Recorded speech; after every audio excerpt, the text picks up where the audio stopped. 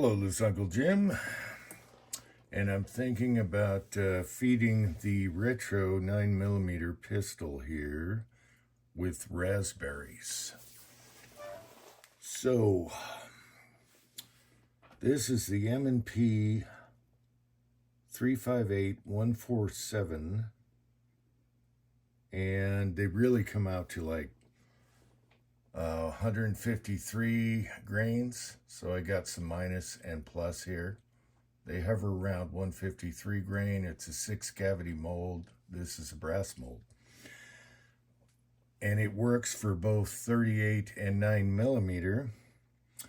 However, I really didn't like it in 9 so much because of the shoulder on here. Let's do a close-up.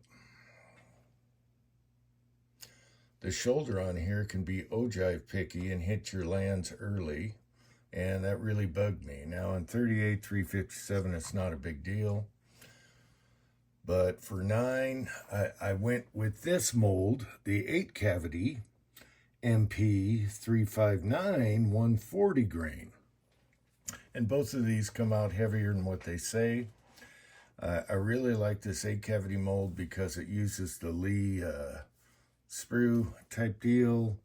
But I'm going to go back to this and give it a try. Now, my favorites for 9mm is a truncated cone. This one's a tack driver, Montana Gold 147. And then this is the MP, which is the 140, but it really comes out to about 142, 143. And I'm happy with this, but I did notice shooting a little heavier is a lot quieter. So we're gonna feed it raspberries today, and we're going up to 153 grain. So these are just under 153, and these are just a hair over. So the raspberry is,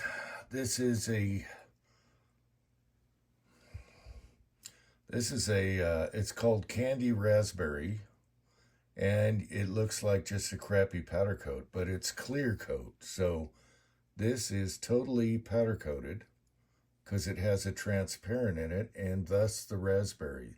That's Eastwood's Candy Raspberry.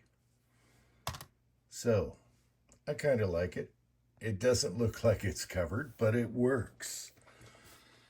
So I pulled these out. I found these. These were already sized. They're 3.565 diameter. Now the problem is it has a ball nose, and I have two different die sets.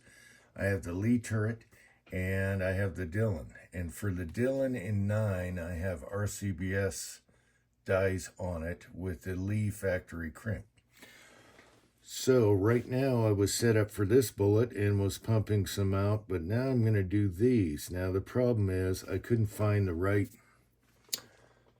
seating stem. That's a factory, and it's a little too big. Let me show you. It's a little too big. See that? So I had to make a custom. And so what I did, and I've done a lot of these in past videos, blah, blah, blah. What I did was I took epoxy steel putty.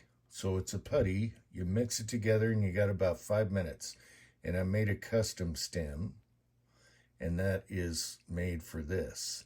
So before it totally sets up, you seat a dummy round in there and just let her seat, and you have the perfect seating stem for that. So I'm going to load them up on the Dillon, and I think the cone-shaped one for the Lees also work on this bullet. But we're going on the Dillon because we're going to pump her out and let her feed. So I just want to pump them all out and do that. So I don't know why I'm doing this video, but I thought I'd do it while we're, showing it. Now the reason is this upper here is not so ogive picky. So I have this bullet right here in dummy rounds in different overall lengths. And even the longest one, 1.129, fits in the chamber without hitting the lands. So I think I'm going to go 1.121 and see how that goes, because if you go too deep with this large bullet, you're losing volume and you got to watch out for that. Okay, I'm using Winchester 231. It's my favorite for subsonic heavy bullets. So we're going to go back to this. I kind of neglected this mold. I kind of gave up on it and went to this one right here. And because I like this, but heavier is quieter. When I was shooting the other day with this upper, I noticed these 147 grain hull points were quieter than my little bit lighter reloads. And so, what the hell? Let's give it a try. Now, the alloy's kind of hard, but it's fine. I could have gone softer on this batch. I did these a long time ago.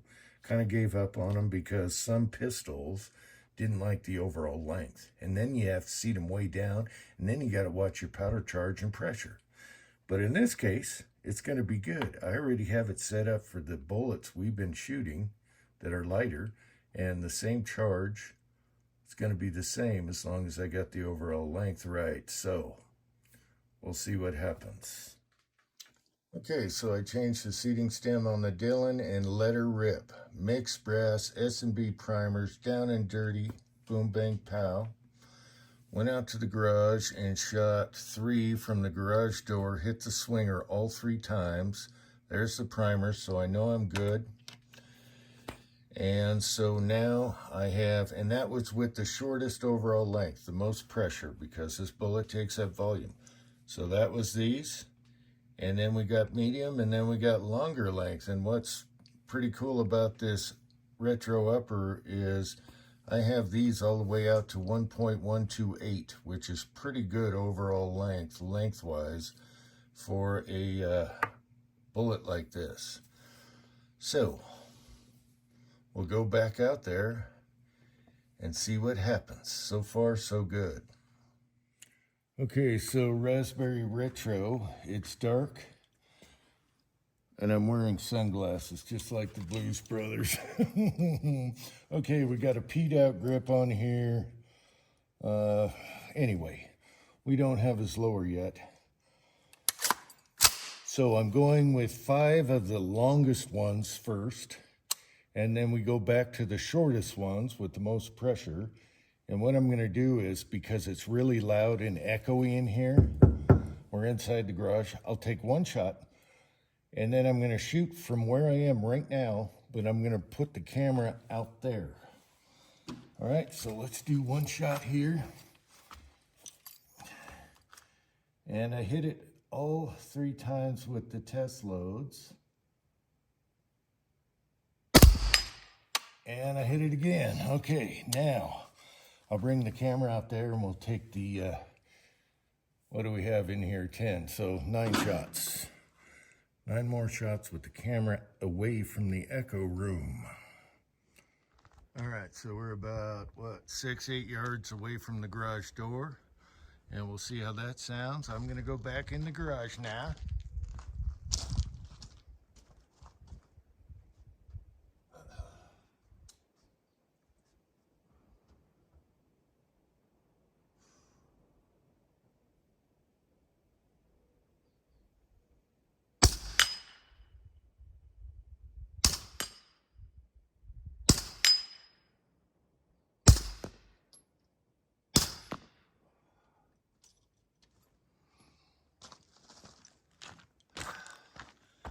Okay, I think I missed 1 or so. Where are we? Are we in camera up here? Now I'll come up here and do it offhand here again. Not in the garage. Oh. All right, it's swinging too much. Gosh darn it. It's a swinger. It's a thumper. You get them heavier bullet. Look at that thing swing. You don't hear the ring if it ain't got that swing. Do-ah, do-ah, whoa. All right. Are we on camera? And we're out. And a lock back. There you go. Sweet. Sweet. Brass catcher doesn't fit this handguard as good. And I can't put the goat brass catcher I got from Hisa on this lower. This is a Glock lower. And it won't go on the Colt lower either. But there you go. If that ain't fun, I don't know what to tell you. Anyway, this might be a good bullet to load after all. Until next time, thanks for watching. America.